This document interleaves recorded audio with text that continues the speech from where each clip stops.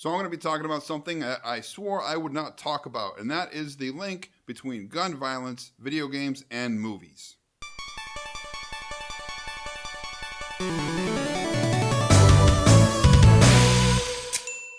Now, a lot of people had asked me to talk about this, but I wasn't going to justify what these morons were saying with a response, because I figured it would just go away like it always does until the next shooting. But unfortunately, this time that's not the case. Our games, our movies, our geek culture is under attack. I know that sounds like hyperbole, but it's not. For the past 20 years or so, politicians have been running their mouths about how video games, movies, and other types of media that portray violence are causing mass shootings and just violence in America. I'm hearing more and more people say the level of violence on video games is really shaping young people's thoughts. You see these movies, they're so violent, and yet a kid is able to see the movie if sex isn't involved, but killing is involved, and maybe they have to put a rating system for that.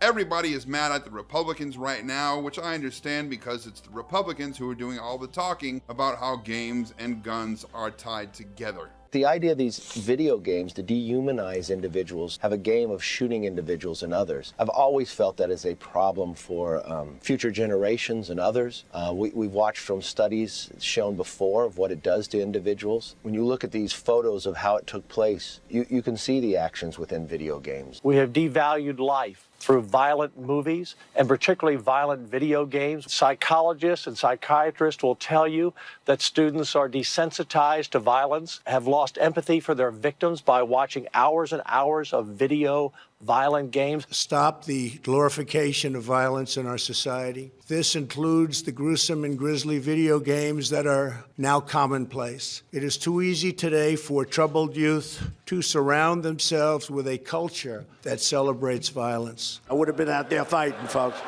I don't know if I would have done well, but I would have been boom, boom, boom. A culture that celebrates violence. If you see somebody getting ready to throw a tomato, knock the crap out of them, would you? Seriously.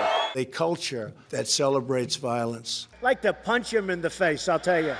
But here's the thing, it's not always been Republicans. Both parties are equally as stupid. In the 90s and the 2000s, you had a lot of Democrats who were also saying the same thing that the Republicans are saying now. Congress should fund research into the effects that violent video games have on young minds. We don't benefit from ignorance. Violence and violent images permeate more and more aspects of our lives. One place parents want us to draw the line is with violence in video games. Instead of enriching a child's mind, these games teach a child to enjoy inflicting torture. We have already begun the Christmas season. It is a time that we think about peace on earth and goodwill towards all people, but it is also a time when we need to take a close, hard look at just what it is that we are actually buying for our kids. That is why we intend to introduce legislation on violent video games as soon as Congress returns. Whoever is in office, be they Democrat or Republican, will always be quick to blame everything but the real issues. So you can't just be mad at Republicans right now. You need to be mad at all politicians except the ones who are actually speaking out in favor of games and movies and stuff like that.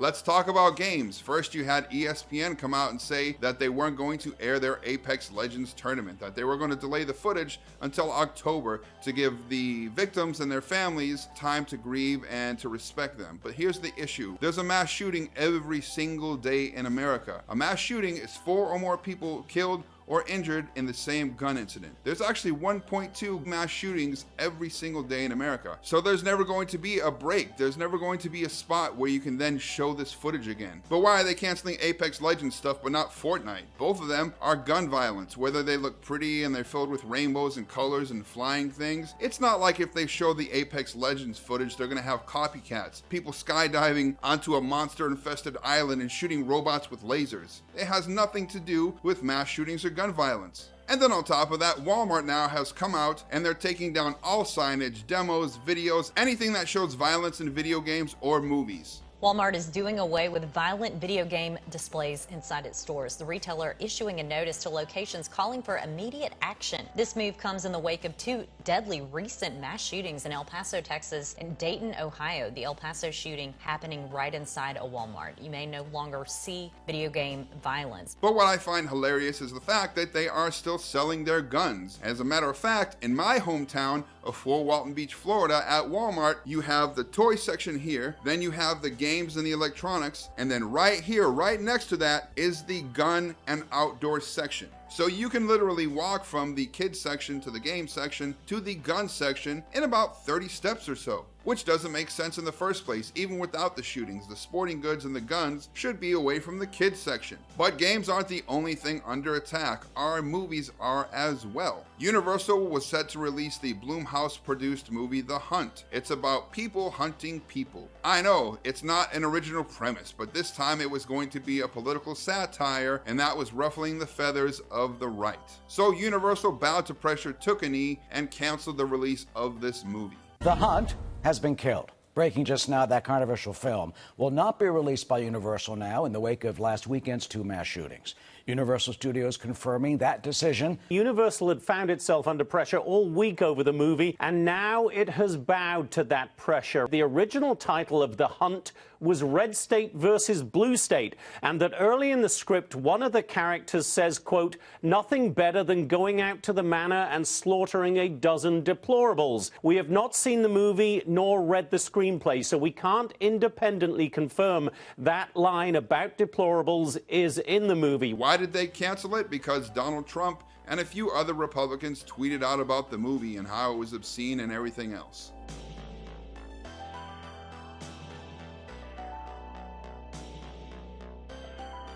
You talk about racist.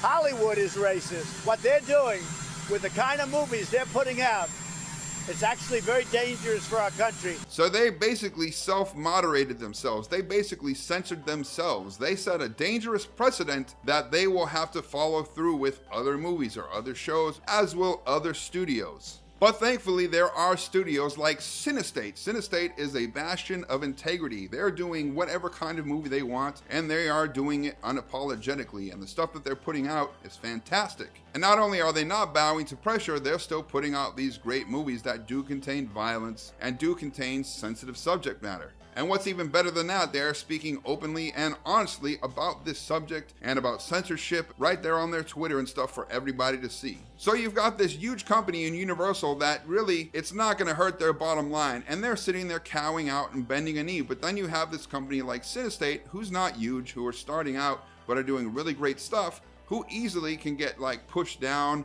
or pressured or whatever, and they're fighting it. Something's wrong there. That's not how it should be. But here's the thing, most of that outrage is from a vocal minority. Look at like The Last Jedi. A lot of people love that movie, including me. Yes, it had some problems, but it was still pretty awesome. But so many people spoke out on Twitter and everything else, and they did it so adamantly that it seemed like everyone hated the movie, when it's really about 70-30 or so. It's that vocal minority that speaks up and fights the hardest for the stuff that they care about. Then you have the overwhelming majority of people who just sit by and let it happen. They don't speak out against these people who, for the most part, most of the time are just talking shit or are just venomous in their delivery of even a valid point. So it's not games and movies that are to blame. It is these outdated laws. It's politicians that are corrupt and on the take. It's this vocal minority of, far right and some left, and the NRA and all these other people speaking out against everything but guns, and very few people speaking up and actually going out and trying to fight these issues. When I say gun control, I'm not saying take guns away from everybody, because if you guys remember,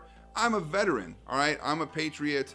I care about my country. If somebody wants to have a firearm for home defense or whatever, then they should be allowed to. But at most, a pistol, like a Springfield Armory XD, or a shotgun like a Benelli Supernova with like an 18-inch barrel, that should be enough for home defense. Granted, if you have a gun in your house, you're 3 times more likely to get killed in your house, but that's not the point. I believe in Americans' right to bear arms, but I also believe in better gun control. So this is coming from a veteran who loves guns, who is a certified marksman, who's great at all kinds of weapons. But I don't think everyone should be allowed to run around with an SKS or an AR-15. If 30 to 50 wild hogs show up on your land and you're trying to defend your crops or your kid, if you shoot one hog with a pistol, all the other hogs are going to go away. Even if you don't shoot any of them, if you just fire off a round in the air, they're going to get scared and they're going to run. And it's the same thing with an intruder. If you fire a pistol or a shotgun at a burglar, even if you miss them, they're going to be scared shitless and they're going to bounce. And if you hit them, so be it. You defended your house, you defended your family, you did what you had to do. So I'm not saying get rid of all guns, take away all guns or anything like that. All these people are saying America's so violent because of video games and movies and all this other media and things.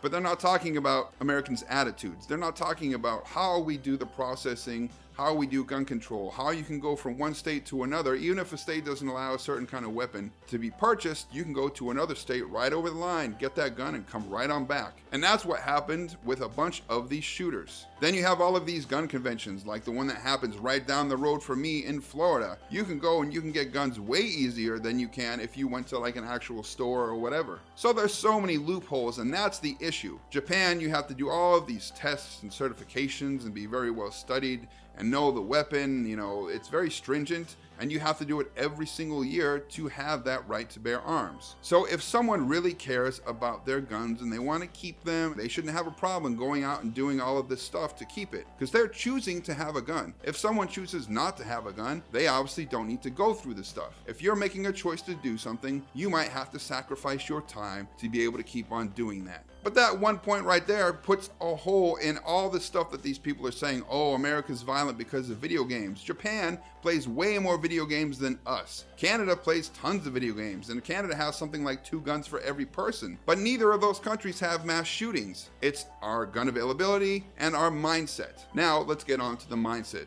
The first and biggest problem is apathy. The NRA is not that big an organization, but the NRA spends tons of money on lobbyists. When nothing less than freedom is at stake, we fight. We're the longest standing civil rights organization in the U.S. Proud defenders of history's patriots. Protectors of the Second Amendment.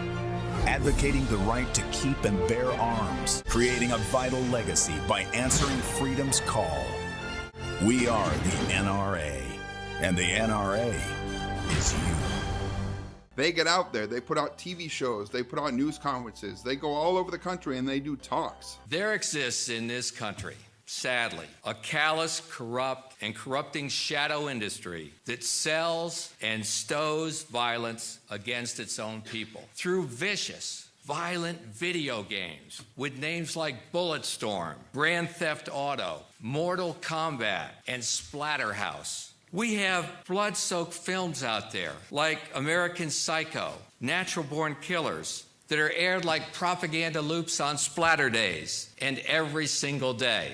And then they all have the nerve to call it entertainment. Isn't fantasizing about killing people as a way to get your kicks really the filthiest form of pornography? They are a vocal minority, just like those Last Jedi people who didn't like the movie. Yeah, okay, there's a difference in seriousness of the cause, but it's the same sort of thing. If the majority of Americans went to their politicians and said, look, we want better gun control, you need to do it. If everybody was pushing for that like they do all these different things on social media that aren't a big deal, we could get things done. But Americans, for the most part, are happy to send out thoughts and prayers and to put out a tweet or two after a shooting. But when it comes to research or fighting for things, most Americans are lazy, and that's for a reason. We're trained to be that way. And again, that's not hyperbole, that's exactly the case. In 1837, the state of Massachusetts formed the first state board of education, with Horace Mann as its secretary. Mann lobbied heavily to have the Prussian model adopted, and by 1852, Massachusetts passed a compulsory attendance law. Mann also believed that school could become a great equalizer, and values such as obedience to authority, promptness in attendance, and organizing time according to bell ringing would help students prepare for future employment in an industrial age. The entire system is designed to regiment a large group of people and to get them all to do the exact same thing. The reality is they want children to take their place in society, be cogs, and keep this system going. So you're going to school to take your place. We had a bunch of old white guys during the industrial age who really wanted to make Americans more obedient, wanted to make them better workers, wanted to make them better soldiers. They wanted them to do much less critical thinking and much more taking orders. They wanted them not to question authority. They wanted all creativity gone. And they were able to accomplish that mission by adopting the Prussian school system. This is the same type of schooling that led to the rise of the Third Reich. You had all of these German citizens who just sat there and let all these people take over and then go on and kill millions of people that they disagreed with or didn't like because of their skin color or their preference. That's what happens when the Prussian school system is in effect, okay? And that's what's happening in America. If Donald Trump or some other Republican or even a Democrat says something bad about anything that they don't agree with, anybody who follows that party line, who is on that Democratic side or that Republican side or whatever, is going to say, oh, so-and-so said it, so that must be the case. And that's where American apathy kicks in once again. When they see something on the news or they see a politician say something, they take it as fact. When they get an email from grandpa or some uncle or whatever, they believe it. And what's sad is there's so many websites like factcheck.org and Snopes and a bunch of other debunking websites that you can go to. And there's even websites that show you like voting records of politicians and how much money they get from different corporations, all this kind of stuff. It's right there at your fingertips. But most Americans aren't going to take the time to do that. They just want to hear it and believe it because it's easy, because they're apathetic. And that's why only about 40% of Americans go out and vote. That's pathetic. Almost every other country in the world that is allowed to vote, they go out in droves and they vote. They research their politicians. They find out who represents them the best. And that is why I said Donald Trump was going to win the election. As soon as he announced that he was running, I told all of my friends, there's your next president. They all thought I was losing my mind, but I said, you watch. People are going to think if Bernie gets the nomination or Hillary gets the nomination, whatever, that they have it in the bag. And as usual, they're not going to go out and vote because they figure everybody's going to vote for her or him, and then they're going to win, and then Trump's going to lose, because there's no way that he could win, especially when he was saying the things he was saying, when he was doing the things he was doing, when he was encouraging the stuff he was encouraging, when he was making fun of the handicapped. There's so much stuff that should have cost him the election, but because he had such a swell of support from the ground and from people who thought that he was going to fight for them, the disenfranchised on both sides of the aisle fed into what he had to say. Americans love to take to social media and fight for what they think is right. Now, a lot of the times, that is really trivial stuff. How many people signed the petition for a remake of The Last Jedi and all this other stupid stuff? Oh, you can't cast Robert Pattinson as Batman. But that's the thing. They can go on their social media, sit in their house, do a couple hashtags, say a couple things, and done. Their fight is finished. You have to actually go out, talk to your politicians. You have to go out and you have to protest. You have to actually go out and fight for things that matter. If a huge amount of Americans rose up and they did all of their tweets and their social media stuff, and then they actually went out and protested in front of government offices, then maybe politicians would listen to them. But that's enough about America and its mindset and everything else. Let's get back to the main lesson at hand, and that is games, guns, and movies. Following that Parkland school shooting, Donald Trump came out and said a bunch of negative stuff about video games. He's not the first. Like I said, there have been a ton of others. 25% of these games are downloaded from the internet. That brings into some question about they are getting into the hands of the young people more than industry would like to say. They have already taken steps to address this by putting on a very, they feel like, strict parental control system. Others may disagree if that is being effective or not. I think their take was that they were already taking steps to be responsible. She says this is just a starting point, but where they go from here, if this means a ramp up of oversight on the video game industry. But what's funny is after that Parkland shooting, Donald Trump met with psychologists, game developers. Tomorrow, the president will be meeting with video game executives. What does he hope to accomplish, and why is he bringing them in? The president wants to continue the conversation on every different area that we can to help promote school safety, but we think it's an important discussion to have and one that the president looks forward to. Does he think that video games are too violent? Is that why he wants to? It's certainly something that should be looked at. Experts in the field who all showed him proof that there is no link between gun violence and games and movies. He had proof. He was able to sit there and listen to what these people had to say, and he ignored it. I deal with offenders. I've spent 42 years interviewing offenders from practically every demographic background. I don't think that watching violence turns a responsible person into a violent individual. This casting about for circumstances outside the individual, it doesn't square with reality. For every person who enacts that which he sees in the movies, there are tens of millions that watched the very same show, played the very same game, but for them, it was just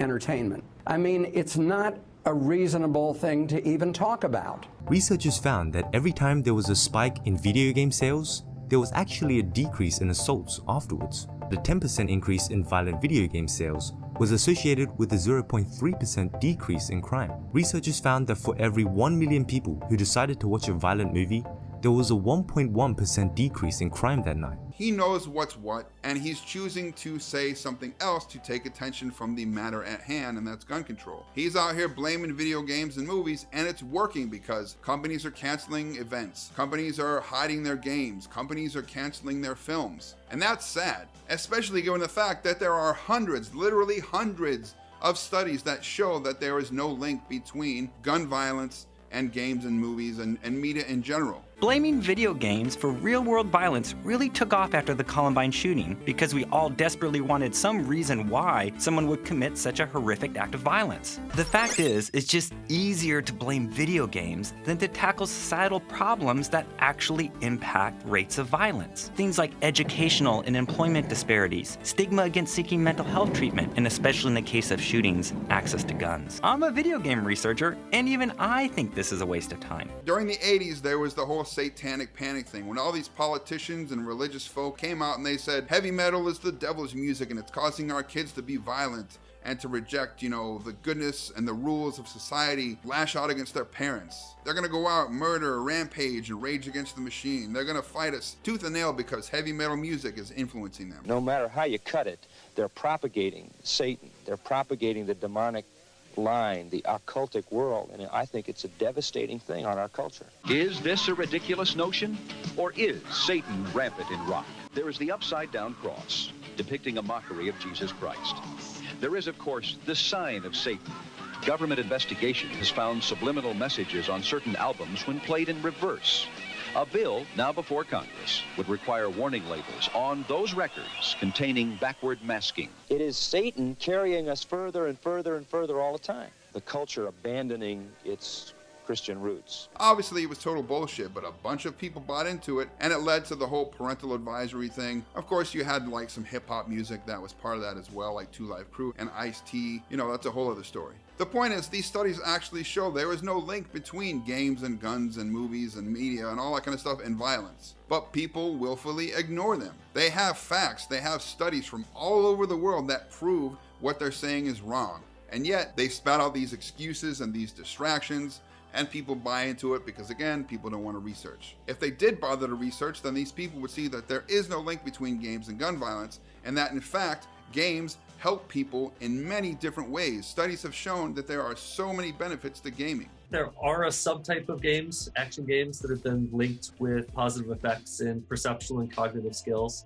These are games that have lots of fast motion in them, lots of objects to track simultaneously. Based on 15 years worth of studies, researchers have found that action games' biggest positive effects were on perception, how our senses interpret external stimuli like sights and sounds, spatial cognition, which helps you orient yourself in and navigate 3D environments, and top-down attention, the ability to focus on one object while ignoring distractions. People who game make faster and more accurate decisions. They're better at spotting motion. They're better at differentiating colors. They're better at seeing stuff in a distance. They can process more information than the average person. Hell, surgeons who play video games are 30% less likely to make mistakes during surgery. Even NHL hockey players play video games because it helps them with their hand-to-eye coordination.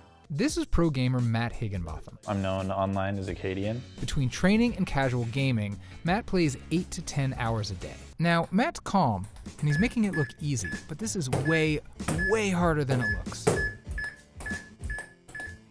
You can't catch up. Matt outperformed you, so as tasks got more complicated and had a significant amount of distractions and opportunity for the brain to start thinking about something that wasn't primary to the task, he outperformed you pretty significantly at those tasks. If we were to compare both your scores to a normal population of which we have data, he's in the 98th percentile and you're probably in the 60th or 70th percentile. But it's more than just those effects. There are also some really positive effects when it comes to just teenage stuff in general. Kids who play video games have been shown in studies to be less depressed than kids who do not play video games. Kids who are on social media and all that kind of stuff all the time tend to be more depressed. Kids who kind of chill, hang out with their friends on games and play after school multiplayer stuff, they have better temperament, they have better stress management, and they forget more about the problems that they're having in school and everything else. What we see with the older age groups is that the use of games can actually foster creativity, problem solving, and improve social functioning. And in real life, when we face failure, when we confront obstacles, we feel overcome, we feel overwhelmed, we feel anxious, maybe depressed. We never have those feelings when we're playing games. Whenever you show up in one of these online games,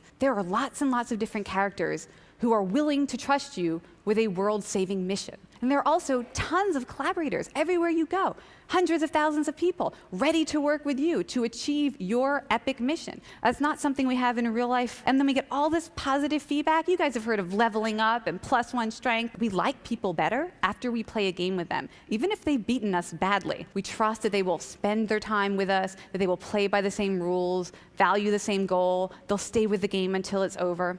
And so playing a game together actually builds up bonds and trust and cooperation, and we actually build stronger social relationships as a result. And I can attest to that because in middle school and high school, I was bullied extensively. I constantly had the crap beat out of me because I was Jehovah's Witness for like 4 years. The foster family I was staying with, they were Jehovah's Witnesses. And when in Rome, it wasn't that bad. Yes, there were some restrictions I didn't like, and I didn't think a lot of it made sense, but you know, that's where my foster family is, so that's what I'm gonna be. And I thought witnesses weren't bad people. They were cool, so I dealt with it. When I went to school, I would get the shit beat out of me. I would get spit on, I would get kicked, I would get punched. One time I came out of the bathroom when a bunch of kids were waiting. They picked me up and dropped me on my head, and I have permanent injury in my neck because of that. So I was pretty miserable, especially the fact that I couldn't defend myself. See, Jehovah's Witnesses have this whole turn the other cheek thing. So, you know, if you get hit or if you get bullied, you're supposed to ignore it and try to move on and just be peaceful about it. And all that does is teach other kids that they can use you as a punching bag for well, and the bullying just gets worse and worse and worse. So in middle school, I was constantly tortured. I was hit, I was tripped, I had my homework ripped up until one day, I couldn't do the turn the other cheek thing. I snapped. You know, I'd gotten pretty big. I didn't know my own size, my own strength. And I kind of literally blacked out. And I just went off on these two guys who were bullying me. And when I came to my senses, they were both down. They were both out. I had hurt them pretty good. And nobody ever picked on me again for the rest of middle school. Now, when I went to high school, the whole cycle started over. And I was bullied once again. And I tried to do the whole turn the other cheek thing until I ended up moving away. And I just wasn't a Jehovah's Witness anymore. Basically what I'm trying to say is video games, movies, TV, books, music, that was like my safe haven. That was where I went. That was where I escaped to, you know, live vicariously on these adventures or just to enjoy a moment's respite from all of this misery. Not once playing a video game did I think, man, I just want to go out and I want to shoot all these kids who were torturing me every day. I never thought about any of that kind of stuff because when I was playing the game or when I was watching this movie or whatever, I completely forgot about it. I was off in this whole other world. While I played and even afterwards, I would just be chill. I would be relaxed. Of course, when I got up to go to the school the next day, then the misery kind of started happening again. So like I said, I can vouch firsthand at the positive effects of video games and movies and mass media in general. So if more people did research, they would see these positive things and they would know that all the stuff that these politicians and all these pundits were saying is bullshit. Yeah, Evan Ramsey, others like, some of these other killers, Dylan Klebold, Eric Harris of Columbine, were steeped in these games, Adam Lanza. The Norway killer trained on those. He said he trained on them. 69 dead on an island in Norway, and he spent a year training on video games to prepare himself for this crime.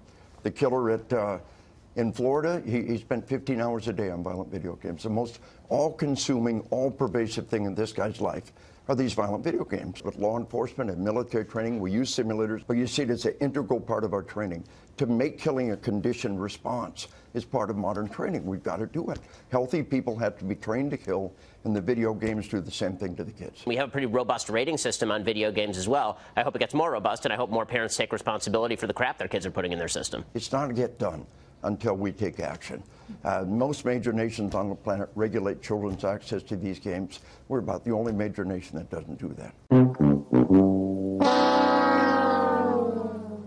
And the last thing I'd like to talk about is the fact that basically our art, our culture, geek culture in general is now under attack for something that we have nothing to do with. So like I said, I wasn't going to talk about this. I wasn't going to talk about gun violence and the link between it and movies or anything like that. But because people who aren't as educated in all of this stuff or who don't feel like researching and all these other companies are starting to buy into this propaganda, you know, I had to say something because again, our way of life that we've been into for years and years and years is once again under attack. But now people are actually starting to buy into it. There's a reason when countries are invaded or regimes are overthrown in a coup, the intelligentsia, the artists, the outspoken people, the people who are doing creative things, the people who can speak out and, you know, cause a nation to rise up and fight for things, they're the first people targeted outside of government officials. They might not be targeted violently, but in most cases they are. It might just be a bunch of propaganda that is used to discredit what they have to say.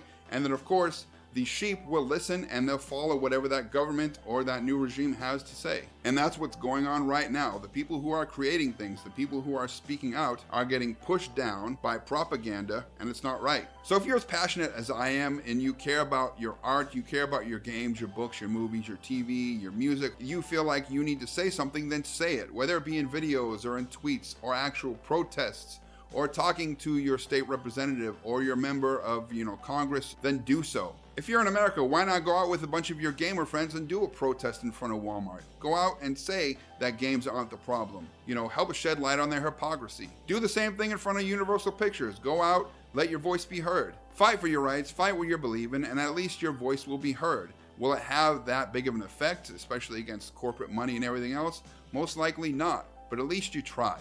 So that's it for this episode. I'll see you guys next time. But before I go, let me just say this. If I offended you, if I touched on something that's a sensitive subject for you, if you got triggered, good. I'm glad because more people need to do that. People forget that healthy debates and conversations are what help things move forward, not this stifling and muting of everybody else and reporting and saying that somebody offended you. People are snowflakes on both sides of the aisle now, and it's pathetic. Without real discourse, without people talking, nothing's ever going to get better. So now, I'll see most of you guys next time. Some of you, probably not.